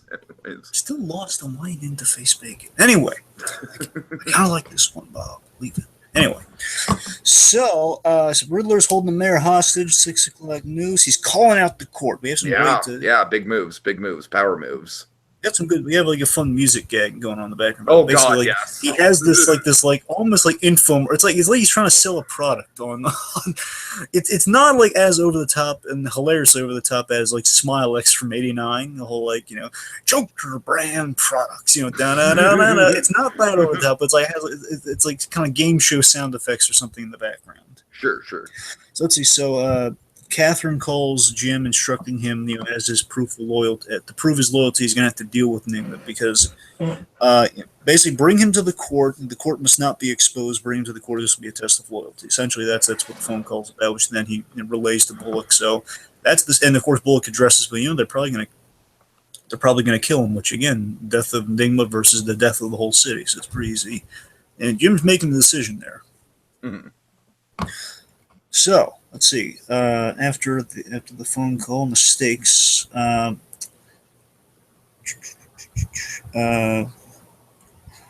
Enigma's basically taunting James. Yes. Oh, right. He says on air. He says, I gave the GCPD every chance to save you, but they're no match for me. He just loves yelling out. Oh yeah. And again, just the psychotic, like the game show host that snapped one day. That's what he's playing. It's awesome. He's just having so much fun. I love your analogy of psychotic Alex Trebek.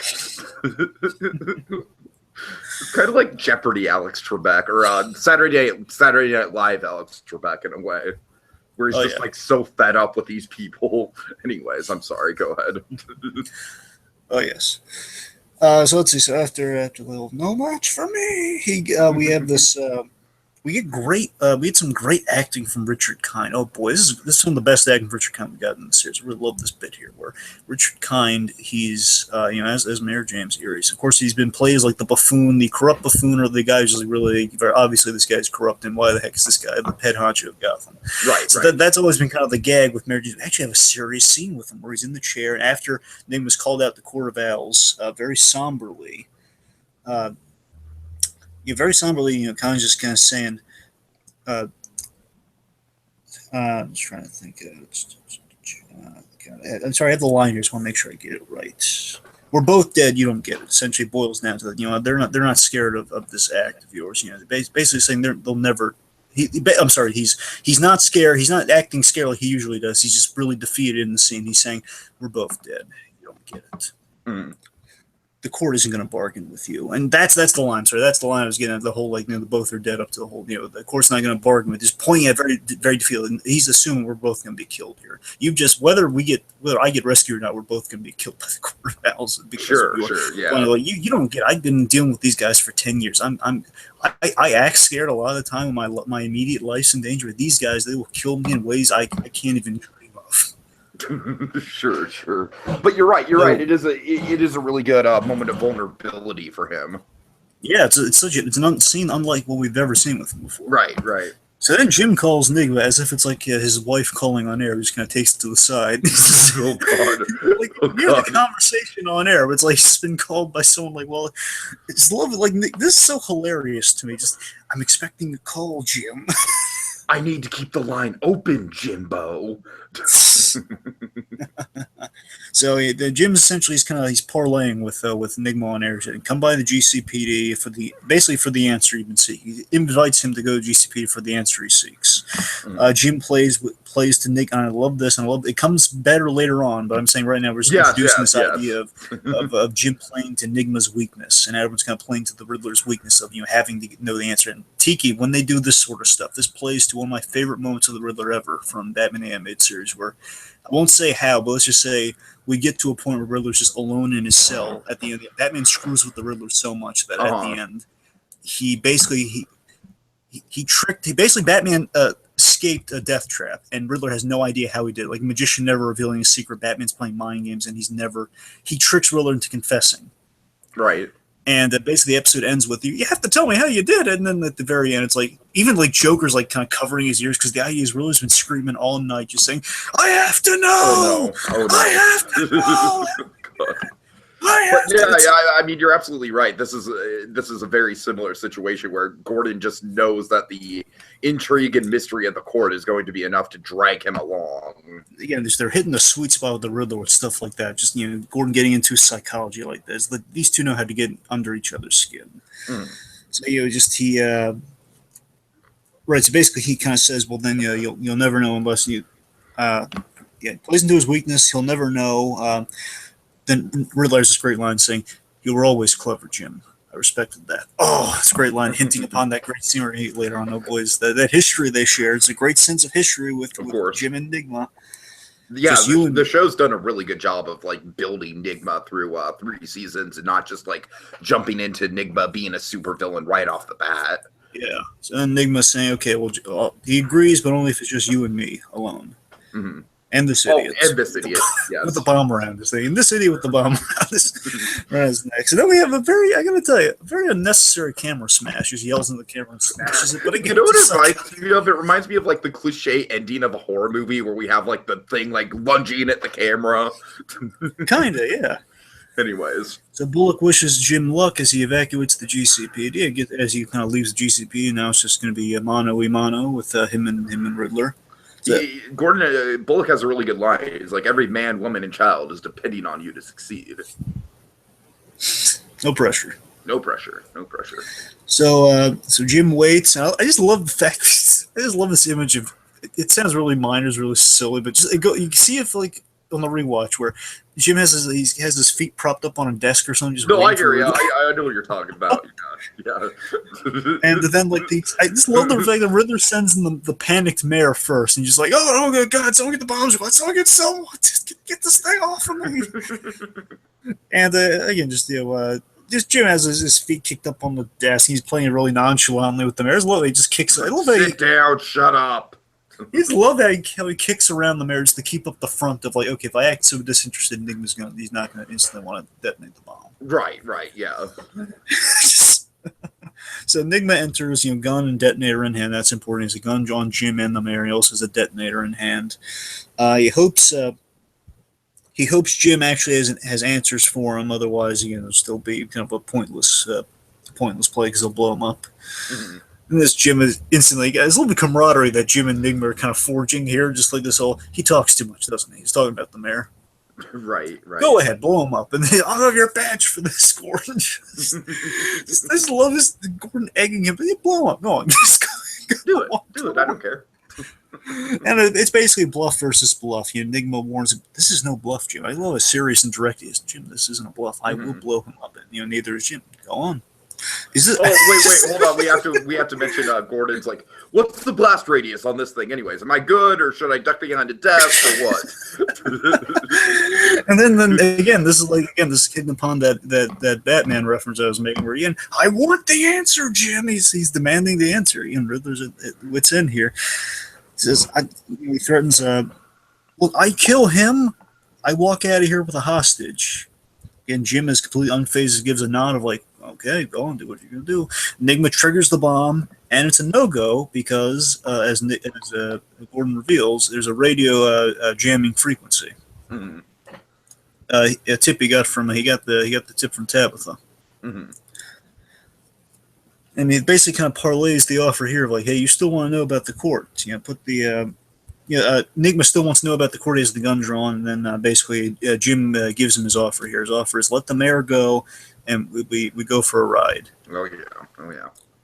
Pull the trigger, you'll never know the answer you're looking for. Which again, he has the Riddler over a barrel, and he knows it. That's a brilliant little story point. You know what this totally reminds me of? What? It reminds me of the moment with Jerome where Bruce basically psychs him out to give him more time. Yeah. right. Yeah. It's the same sort of idea of like the hero kind of using the villain's like ego and weakness against him. Yep, and it's like accentuated. And the great thing is the villain like knows that he's being played, but he can't help himself. Basically, that moment gets played like Riddler's initially like, "Fool me once, Jim. Fool me twice." Well, that's not going to happen. Then Jim hammers it home with like this bit here, reaffirming what he just said. Then the riddle will go unsolved. Oh god, that's a great Ben McKenzie read on that line, by the way. The riddle will go unsolved. Sure. And then he got Enigma's head, and he has him, and Enigma's just fine. Okay, Selena. Yeah, so Selena is talking with Doppelbrew's kind of putting the pieces together. Let's see, like you said, Doppelbrew's really stressing how the court kind of gave him a place to go when he had nowhere else. I love that with Selena, we're keeping the court grounded, as she points out. So, she's literally quoting the introduction to the court with Doppelbruce, quoting the line, we can make you so much more. So, an old woman in a limousine pulls up to you and says, we can make you so much more, and you get in. It's like keeping the majesty of the core vowels ground. Like this, let's not lose focus. It's an ominous organization here, folks. Mm. Kind of Twin Peaks-esque. Let's not lose focus. Sure. Okay, let's see. Then Doppelbrüss reveals that Gotham has been judged. He's basically making his points here. Okay, I love how amused Selena is. She's judged by who? Something bad's coming. Mm-hmm. So she puts it together that Doppelbrüss has taken Bruce's place, which means Bruce is out of Gotham, which of course she has concern for Bruce, like, what the heck did you do to him? He's out of Gotham, he's fine, he's safe, but we gotta get you out of Gotham too. He stops her from going off to tell Alfred, just basically saying, look, that's not going to happen. I told you because basically Doppelbrüss reveals he told something because he cares about her. And like, if he can save one person, he wants to save her, which is a nice sentiment, which makes all sense in the world because Selena showed Doppelbrüss kindness when no one else did. Right.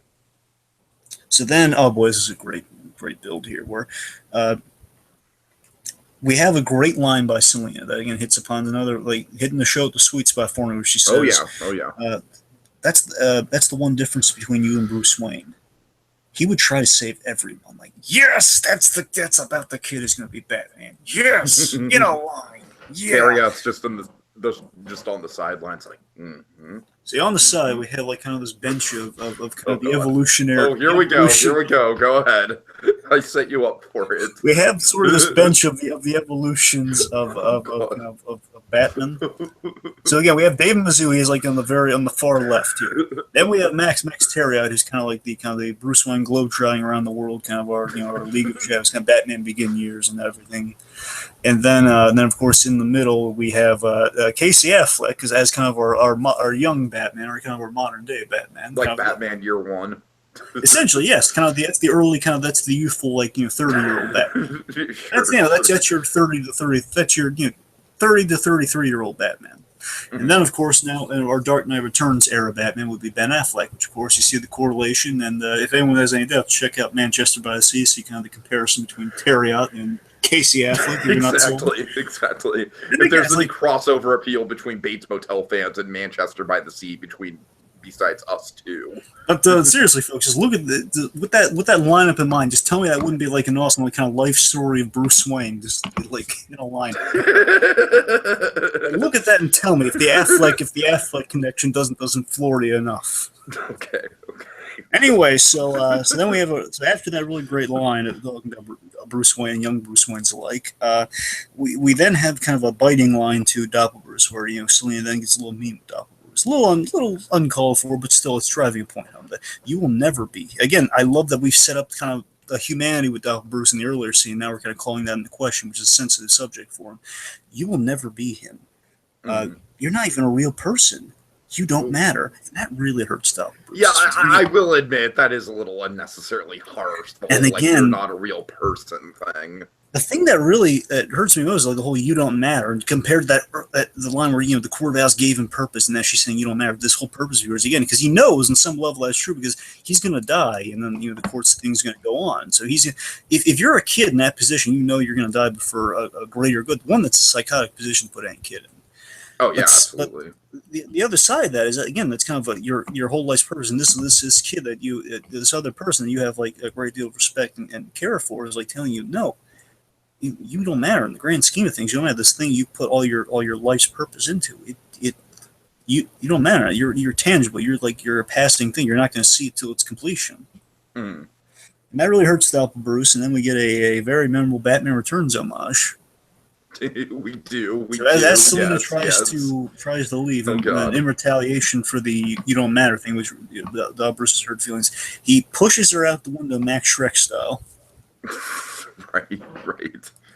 And no, we're not. He doesn't do a Christopher Walken impression. He just pushes her out the window, and then she lands in an alleyway, very again identical to Michelle Pfeiffer in Batman Returns. Okay, so then we have Nigma and Gordon in the car, and our favorite scene. Oh yeah. Oh boy! Dragon, this might be they're calling back to what my favorite scene of season 2, or one of my favorite scenes of season 2. Yeah.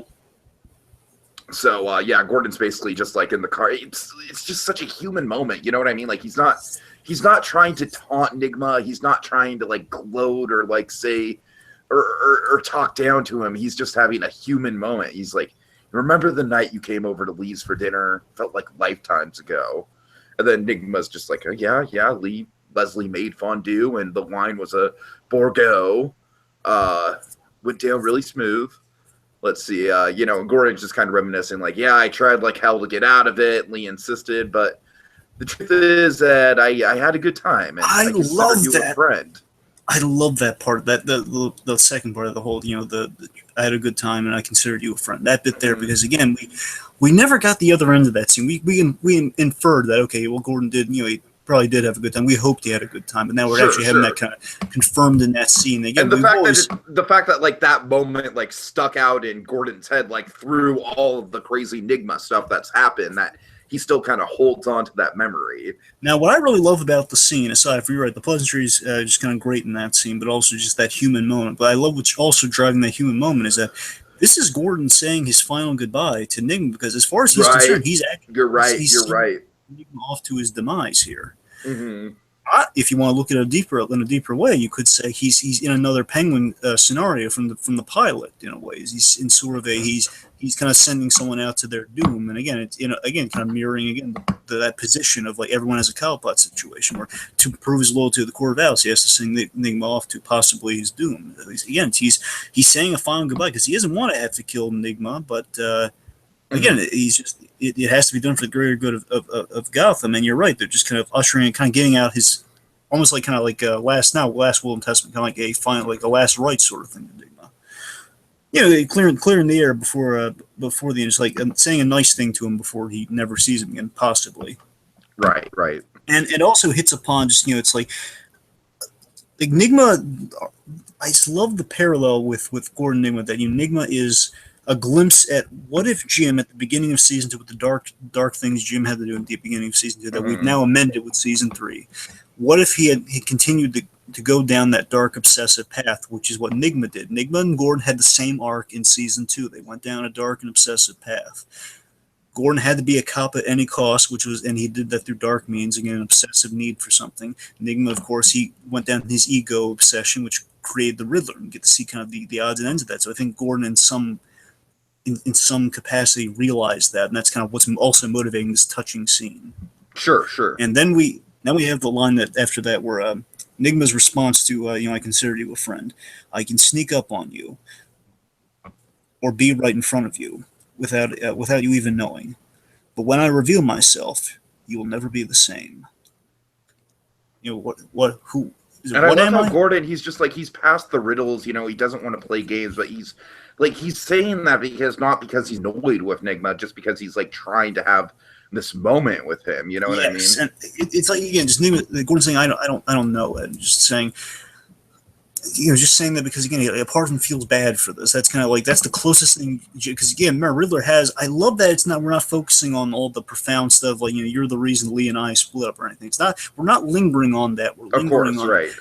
It's like Gordon reaching a point where he's not going to, like, hold him responsible for every single bad, and he's just focusing on the good of this moment of, like let's get past the Riddle shtick for a moment. I'm just looking to you as you were, not as this thing you've become. And then, sure.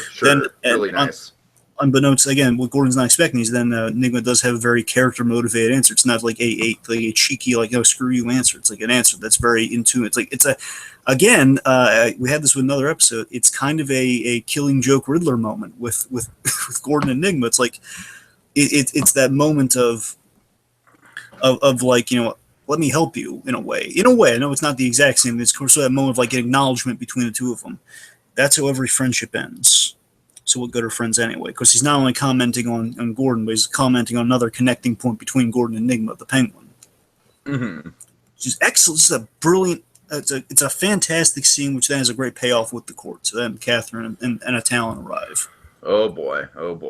So they arrive, and that's kind of like the bell. That's kind of like the 13th bell, so to speak. That's like, okay, now the ghost. Now the Enigma's being carted away. So who are they? The answer to your question. Oh, such a great response. They're the answer to your question. Mm-hmm. Enigma's questioning, questioning them, how do I know you're real? Then Catherine, now he's gotten out of the car, he's asked, he's talking to Catherine, and Catherine's, the writing on the court's always so good. Isn't that the point of a good mystery? You never know what's real until the end. Yes. You're never quite sure what to believe till the end. Great line. I think a foreshadow for whatever ending we got cooked up, and I think I know what they're hinting at here. But let's not. Okay. So the answer, basically saying she has the answer to the Hugo Strange question, the questions that Hugo Strange posed. Right. Sure. It's with Catherine, and I love the performance on Cordman. So again, without saying words, I love like the smile and the intrigue you read on his face. He's just so giddy at like the answer to this riddle. He's like a kid at Christmas. He's like, ooh, boy, I want to open it up like a Christmas present. I just want to tear off the wrapping paper. And again, until Catherine walks over to the gym, as far as we know, this is, of course, in the grand scheme, I think we know Riddler's not going to get killed. But you know what I mean? I'm just like, sure. In the moment, and the way it's being played like, Riddler's, he's so excited. But for all we know, the Corvallis doesn't screw around. So they're probably going to kill him. Mm-hmm. At least they're going to try to kill him. So again, like it's like he's excited, but he doesn't realize he's going to die. Like this deluded fool. Mm-hmm. So yeah, you mentioned Catherine walks up to Jim and she says she's proud of her boy. Yes.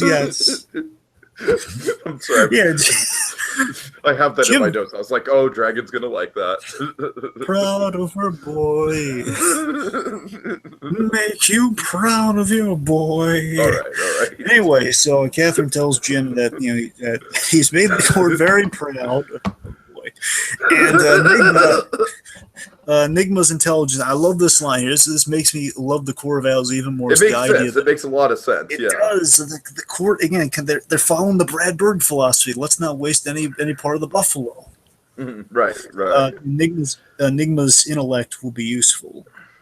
which means he's not dead yet. Which I'm sure sends a little bit of relief on Jim's part. Still like ominous part of like, okay, now they have Enigma at their disposal. Sure.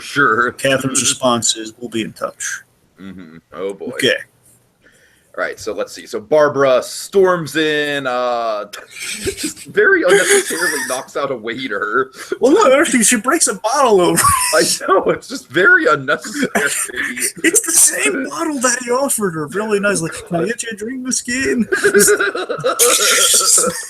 Smashes him over. But again, I want to stress that this sort of like unhinged Barbara is a lot of fun. Yeah. So let's see. So, she's confronting Tabs about, I'm sorry. Tell me how this goes. Okay, Babs is mad at Tabs. Yeah. She breaks the bottle of the guy's head. I'm just forgetting like exactly what she's mad at this moment. One, I want to point out we're continuing the betrayal theme that Enigma was kind of hinting at. The whole kind of themes of things betrayal. Selena felt betrayed by Bruce. Doppel Bruce feels betrayed by Selena, and of course, Enigma and Gordon's betrayal at each other. Lead betrayed by. There's a lot of betrayal going on in the season. I like that we're still continuing that with this scene. So essentially, what's she's peeved at Tabitha for. She informs Tabitha that Jim foiled them, that she still doesn't know what's going on, and it's revealed. Tabitha reveals that she gave Jim the bomb code. Mm-hmm. Right. And she did this because Barbara promised to kill Enigma, which she still hasn't done. Then Barbara points out, "Don't you get it? As long as the court's out there, I'll never be in control." Which I gotta tell you though. With that line where she screams, "I'll never be in control," that line really does summarize her character. That I'm going to read it this way to you: that Barbara wants to be on top. She wants to be the queen of Gotham without any competition, because that's ever since she's kind of gotten over the crazy, not so good Barbara stuff from seasons past. Her being on the mend has been her just being in control of her sanity. Is being her kind of what she thinks is in control, like having all the control, so she's not like kind of this forced kind of side character. Like she's becoming a main character of the show now. Right. Sure. But like she wants to be in control of her own sanity by being in control of Gotham. That's kind of that's her. I'm theorizing that's her. No, I hear you. Totally hear you. So then Tabitha kind of has the cutting line. "Don't you mean we?" Oh yeah. And we have Butch kind of taking the scene. Okay, I got it. Yeah. Okay. Ambition. Power, seen it all before, babe. Sometimes people can't help themselves.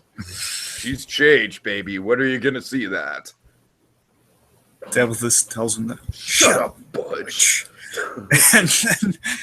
and then of course Butch kind of says to a fourth wall capacity, "This is trouble." Oh yeah. Meanwhile, Penguin returns to his good Suicide Squad. Oh, don't jump on the bandwagon. Seriously good Suicide Squad. Don't jump on the bandwagon. Suicide Squad fucking sucks, okay? You are backpedaling, so you loved that movie when it came out. Oh my god. You did. There was proof of this. I was drunk when I saw that movie. I don't think you were. I just want to point out, yes, Dragon, I was hammered when I saw that movie. No. Okay? Do you believe that I still love it? I'm starting to question your sobriety. I still think you actually liked it when it came out. Remember the podcast that we did about that, and I had barely anything to say about that movie? That's kind of part of the course, but there's a reason why I barely had anything to say about that movie. You son of a... Yeah. Anyways. Anyway. That explains why every time you kept getting more and more negative on it. I just figured you were kind of factoring into trying to blend to the popular crowd. Like, yeah, the Suicide Squad. No, it's just when I first watched it, I had a really good buzz going on, and so I was like, "This is awesome, man! Fucking Suicide Squad, yeah!" Anyways. No, Suicide Squad is a fucking dumpster fire of a movie. It really is. It really is. It's a dumpster fire. It's more fun than the Zack Snyder Superman movie. All right, let's. Can we get off the Suicide Squad for a moment? Can we get back to the plot? So, again, I read it more as like the Rogues Gallery than Not in the squad. That's the last thing I'll say on that. But the point is, all right. Penguin returns to the mansion, to his mansion, and of course, I have a great line from Ivy. The Pengy line? Well, Oh, I mean, wait, no, I'm sorry. Yeah, she's saying, like, oh, and just for the record, I've been to Wayne Manor. It's way nicer. I like that we're just starting to drive the knife into Penguin. Like, yeah, like we're slowly building that. We've been really keeping the Penguin talking about Bruce Wayne to a bare minimum at all in this show, which I wonder if in the future we're going to kind of linger on that. Mm-hmm. Sure. We only shared one scene of Bruce Wayne. He's talked about him one other time, and then we'll mention Wayne Manor because there's always a famous rivalry between the Waynes and the Cobblepots. That's true. Yeah. I was wondering if they're ever going to hit upon. They don't have to. I'm just curious. But that line just kind of makes me think. The whole Wayne Manor being better looking than the Van Dahl mansion. Okay, anyway, so then I like that they're addressing there was some friction between Firefly and Freeze from the end of last season, so we're not forgetting that. And then Ivy mediates, which is kind of nice. Mm-hmm. We're a family, remember? And then Freeze picture. Then Freeze has an excellent line here. Right? It was a great line. It's such an ironic line. It's just he says, as Penguin's looking at the portrait that he had specially made for him. Oh, this is such good delivery. Right. Again, this is where Nathan does really sell me. Okay, I think we're gonna go some fun places with Victor this season. I hope we keep going in this direction where it's like he says, "There's a question mark on your face." It's almost kind of like Drax-esque.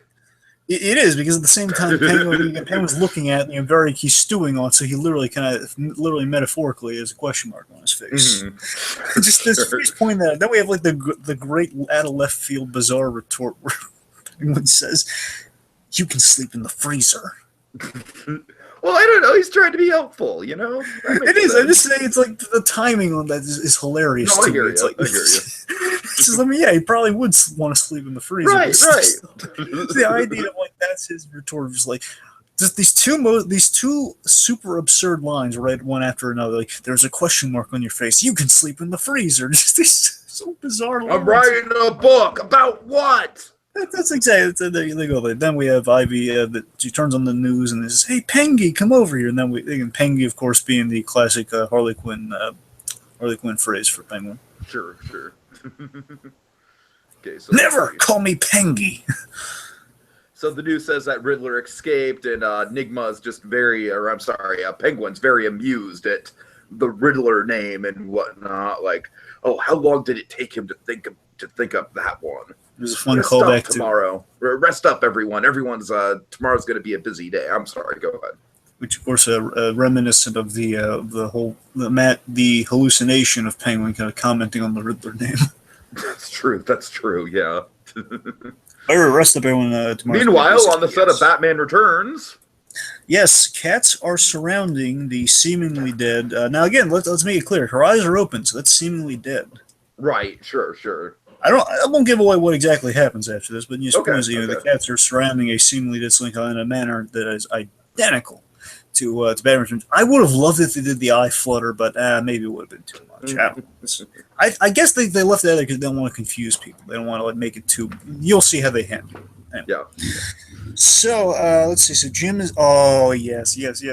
Oh, I know. I was just waiting for this. Yeah, I know. Basically, letting the folks out there, when this the last scene of the episode is something that I've been building up for T because it took him forever to watch this episode. Oh, so you gotta watch for the ending. And he and I have been, and he and I have also been like, I told him I'd love to see this image. I mean, of course, it's expected that we were going to get this image, but still, the image I never thought I'd ever see. No, it's really cool, man. It's a cool shot. So, oh boy. So we're at the Corvette, and of course we do the classic thing where they're all wearing the mask at the table, and it's a big old ceremony here. Basically, Catherine she officially welcomes Jim to the Court of Owls. It's so well shot as he dons the mask. Welcome to the Court of Owls. The last. That's being said as he puts on the mask, and oh god, it's yes. I just have in my notes. The mask, so cool. The mask. Yes, just Mackenzie wearing the owl mask. It looks so great. He does, though. He really does. And this is the kind of stuff we should have done with Gordon in the book. Make him like an undercover member of the Court of Owls. Yes! and again, this is also kind of, we finally got to see what Ben McKenzie was talking about Gordon taking on a persona everyone thought was Batman was actually a member of the Court of Owls. Oh, God, I forgot about that. See, that's what he was talking about. He was talking about that's what that whole Batman hoopla was about. Okay. All right, so we got through that. Dragon, of course, the next episode after this just aired yesterday, so we'll be recapping that in a couple days. Have that up for you guys pretty soon, but we won't be doing any spec for that because, of course, Dragon, it's like, hey, Dragon, do you want to speculate about an episode that you've already seen but I haven't seen yet? Well, basically, we're playing a guessing game where I basically allow Tiki to speculate. I give like utter cold answers, but I don't think we want to do that. So No, I don't. We'll spare the audience. So, final thoughts, Dragon. Final thoughts. my thoughts. Aside from Lee, a very solid episode. I thought it was a great follow-up to Delicate and Dark Obsessions. That was the Ben McKenzie episode that preceded this one, which I really loved. And I think this is a great companion piece to that, really good companion piece. I love the Doppelbruce story, and I really loved, of course, the Jim versus Riddler thing. I'm waiting for it this whole season to see the two of these guys kind of combat each other, which we really haven't had since they haven't interacted since the ending of Season 2, because there was that brief interaction inside Arkham when they were defusing the bomb. Right. And that's the last time we saw them because they have a lot of issues to hash out, and we kind of had that. Oh yeah. We had that here, and then again, just that scene with them in the car, just it's best scene in the episode, and I continue to love how we're continuing to develop the sense of history in Gotham as always, and we really do that here. We're playing with the court, and of course Bruce is.